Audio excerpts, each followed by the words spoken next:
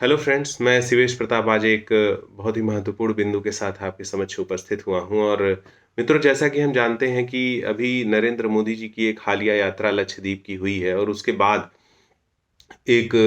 बहुत ही बड़ा कूटनीतिक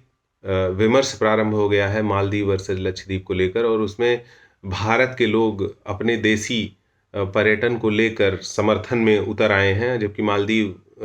इसके विरोध में भारत के विरोध में प्रधानमंत्री मोदी के विरोध में बहुत सारी ओछी टिप्पणियां कर रहा है लेकिन इन सभी डिस्कोर्स के बीच हमें यह भी समझना आवश्यक है कि भारत का जो समुद्री पर्यटन है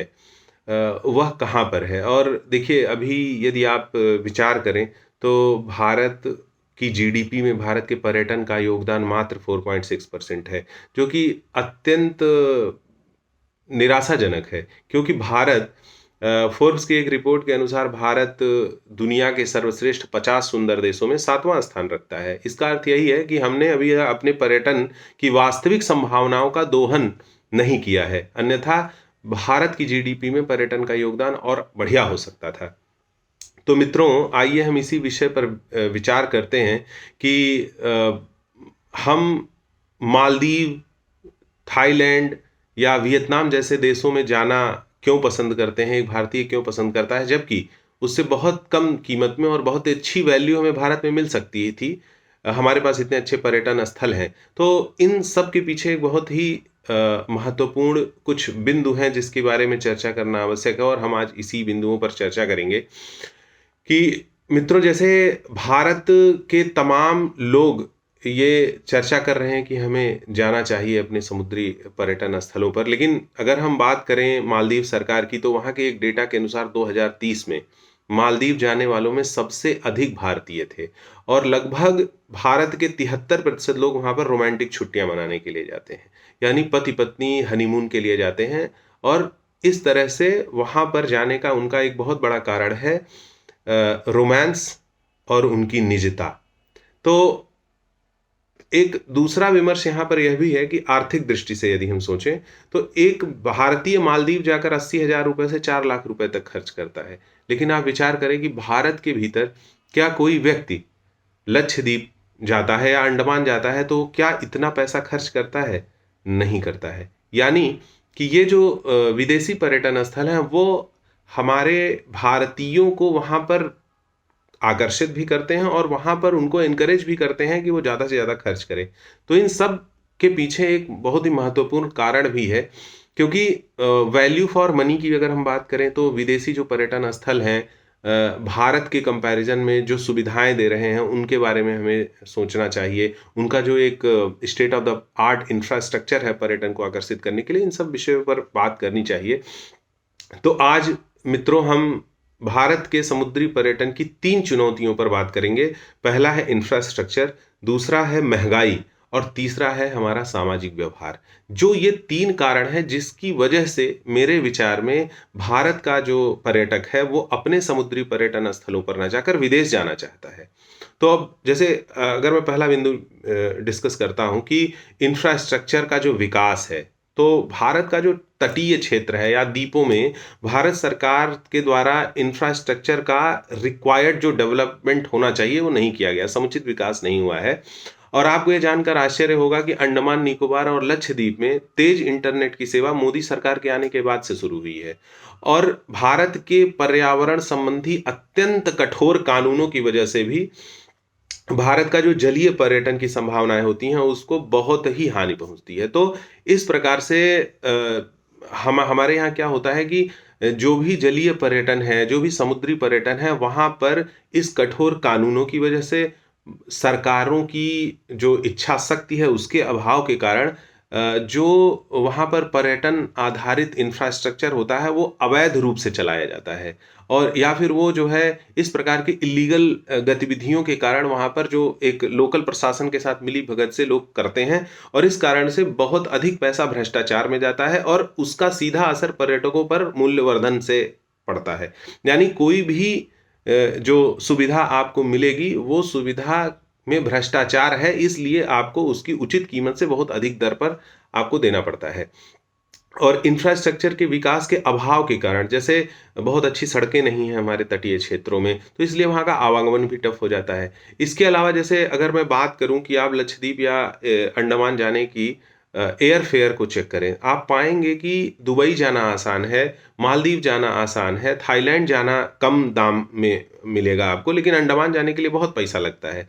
तो ये जो कारण है, इसमें सरकार को वास्तविक रूप से अपना हस्तक्षेप देना चाहिए और उस हस्तक्षेप से कॉम्पिटिटिव कॉस्टिंग इंश्योर करना चाहिए, जिससे पर्यटक उचित मूल्य पर ऐसी जगहों पर जा सकें।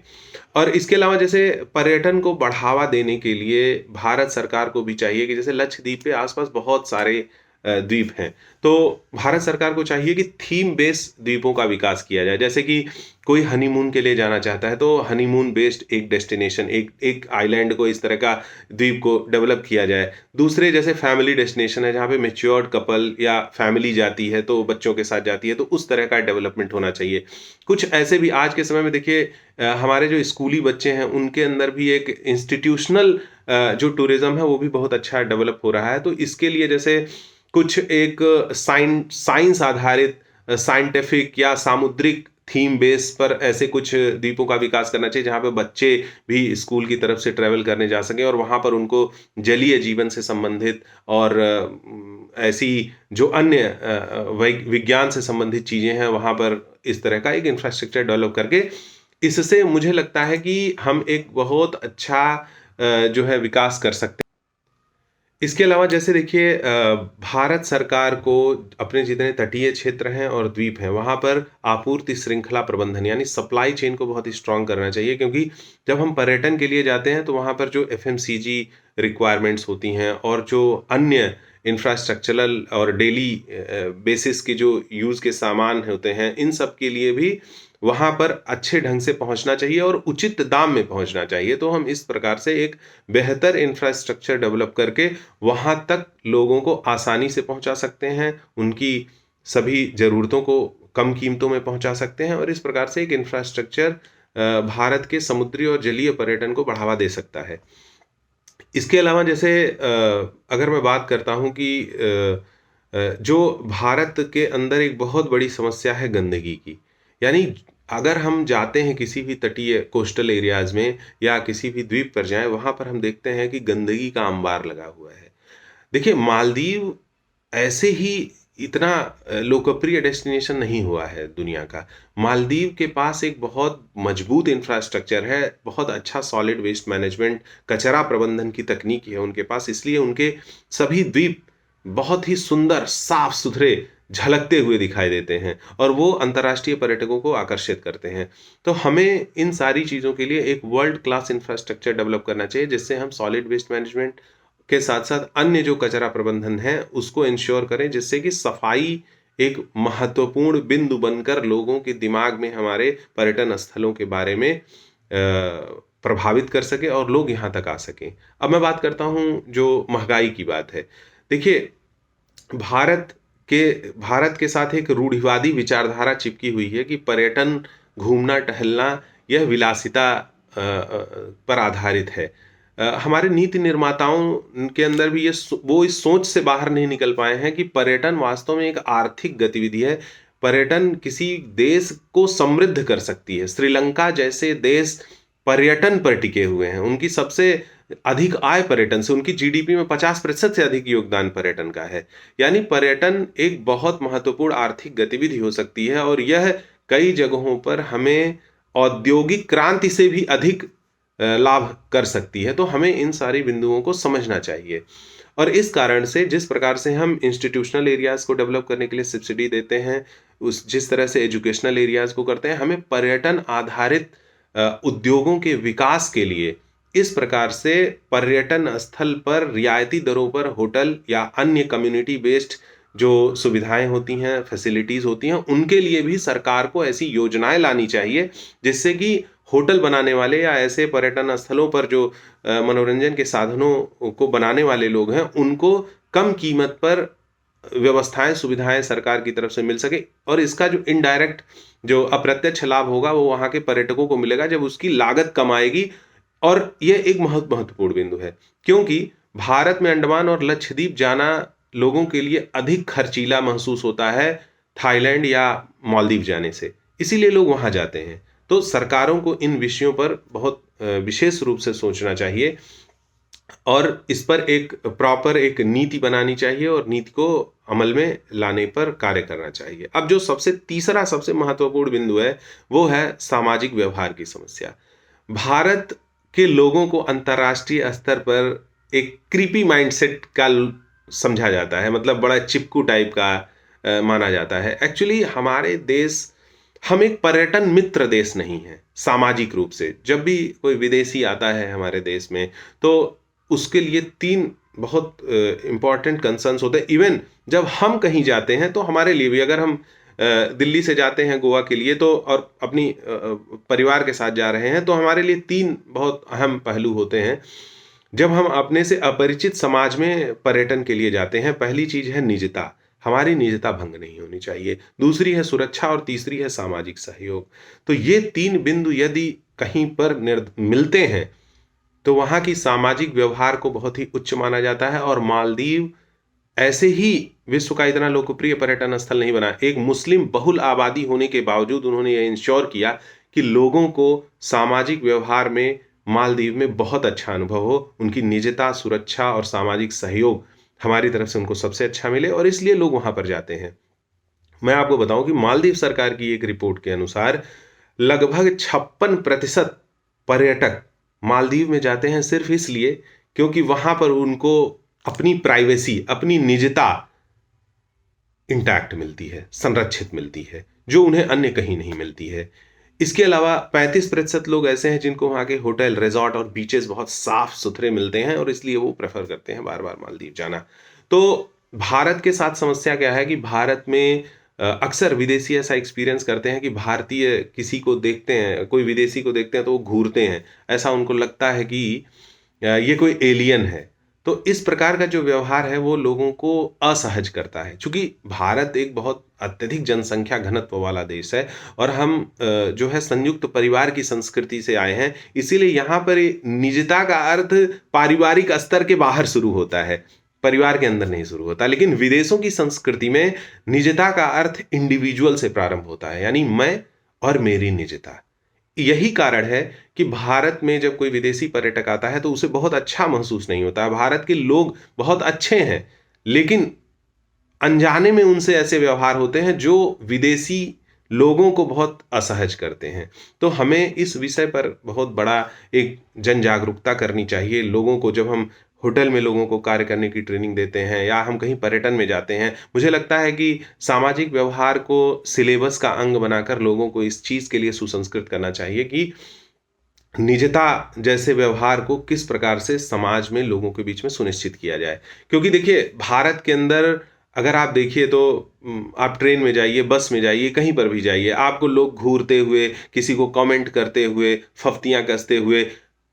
नॉन कंसेंसुअल बेसिस पे कोई किसी दूसरे की फोटो खींच लेता है, किसी की वीडियो बना लेता है। तो ये सब चीजें जो है अंतर्राष्ट्रीय स्तर पर एक बहुत ही गलत सामाजिक व्यवहार प्रदर्शित करता है भारतीयों का, और हमारे बारे में अंतर्राष्ट्रीय स्तर पर एक नकारात्मक छवि बनती है। और यही कारण है कि यह एक बहुत बड़ा बिंदु है कि हम अपने पर्यटन स्थलों का विकास नहीं कर पा रहे हैं। लोग यहाँ भारत आकर सुरक्षित महसूस नहीं करते हैं। इसलिए भारतीय होकर हमें यह समझना पड़ेगा कि हमें अपने इस क्रीपी, घूरने वाले, फोटो खींचने वाले, तेज मोबाइल में गाना बजाने वाले पब्लिक प्लेसेस पे ऐसे जो माइंडसेट है इससे हटकर और एक सुंदर विशिष्ट संस्कृति का निर्माण करना पड़ेगा, जहां पर कोई भी व्यक्ति अंतर्राष्ट्रीय स्तर से भारत में पर्यटन के लिए आता है तो वो हमारे देश के बारे में, हमारे लोगों के बारे में एक अच्छी धारणा बनाए और वह बार बार आए। तो हमें यह समझना पड़ेगा कि वियतनाम, मालदीव, थाईलैंड जैसे देश, इसमें बहुत विसंगतियां थी, ये शुरू से ऐसे नहीं रहे हैं।